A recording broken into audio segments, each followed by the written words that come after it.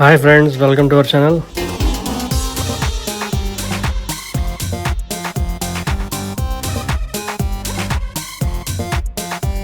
ఇవాళ రిలీజ్ అయిన కూలీ అనే తమిళ మూవీ చూడటం జరిగింది. టోటల్ రన్ టైం వచ్చేసి 2 hours 48 minutes అండ్ బడ్జెట్ వచ్చేసి అప్రాక్సిమేట్లీ 350 to 400 crores అంట.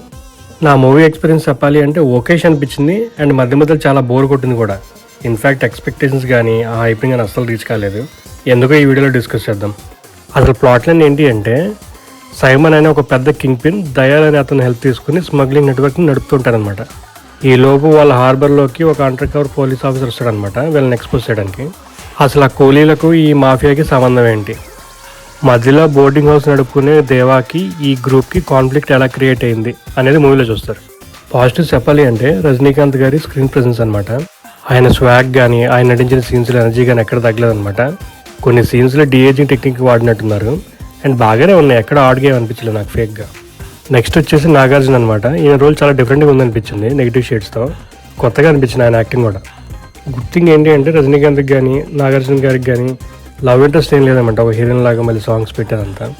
ఈ మూవీలో మెయిన్గా హైలైట్ అయ్యేది శోభిన్ షాహిర్ అనమాట. ఈయన రోల్ ఆల్మోస్ట్ ఫుల్ లెంత్ ఉంటుంది మూవీ చివరి దాకా అండ్ చాలా వేరియేషన్ కూడా చూపిస్తారు పర్ఫార్మెన్స్లో. రచితా రామ్ కూడా యాక్ట్ చేశారనమాట. ఆవిడ మధ్య మధ్యలో కనిపిస్తుంటారు. ఈ మూవీని ప్రొడ్యూస్ చేసింది సన్ పిక్చర్స్ అనమాట. Kalanithi Maran. Rich production values ఉందని చెప్పొచ్చు మూవీలో. సినిమాటోగ్రఫీ వర్క్ కూడా బాగుందని చెప్పొచ్చు.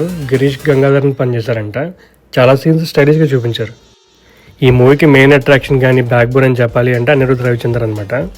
త్రూఅవుట్ ద మూవీ బ్యాక్గ్రౌండ్స్ చాలా బాగుంటుంది అనమాట. ఎలివేషన్ సీన్స్లో హైనిస్తుంది. నెగిటివ్ చెప్పాలి అంటే ఈ మూవీ స్టోరీని రాసింది లోకేష్ కనగరాజ్ అండ్ డైరెక్ట్ చేసింది ఆయనే. అండ్ నాకైతే ఎక్కడా కూడా నావల్గా అనిపించలేదు, చాలా పాత స్టోరీ అనమాట. రజనీకాంత్ గారు 50 years కంప్లీట్ చేసినట్టున్నారు ఫిల్మ్ ఇండస్ట్రీలో.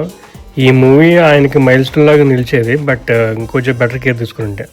స్క్రీన్ ప్లే ఇచ్చింది చంద్రు అంట. అక్కడక్కడ నాకు కన్ఫ్యూజింగ్గా ఉందనిపించింది నరేషన్ కూడా. ఫస్ట్ హాఫ్ ఓకే కానీ సెకండ్ హాఫే కొంచెం డ్రాగ్ అయినట్టు అనిపిస్తుంది. ఎడిటింగ్ వర్క్ చేసింది ఫిలోమిన్ రాజ్ అంట.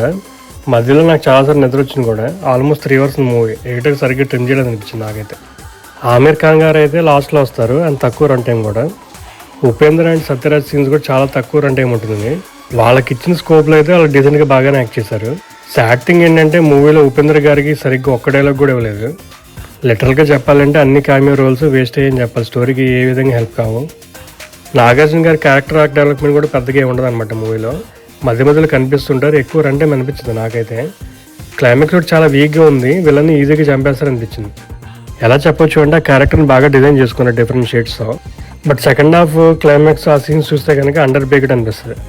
శృతి హాసన్ గారి రోల్కి ఇంపార్టెన్స్ ఉంది, బట్ ఆవిడ యాక్టింగ్ కొంచెం డిఫరెంట్గా అనిపించింది. అంటే రెగ్యులర్గా లేదు అండ్ డబ్బింగ్ కూడా సరిగ్గా లేదనమాట. పోస్ట్ క్రెడిట్ సీన్స్ ఏమైనా ఉన్నాయంటే ఏమీ లేవు. అండ్ లోకి వర్క్ ఎక్కడ కనెక్ట్ చేయలేదని నాకు అనిపించింది. డైరెక్ట్గా చెప్పాలంటే ఇది ఒక స్టాండ్ అలోన్ మూవీ లాగా. ఈ వీడియోలో చెప్పింది కేవలం నా మూవీ ఎక్స్పీరియన్స్ మాత్రమే. Thanks for watching. Please like, share and subscribe to our channel.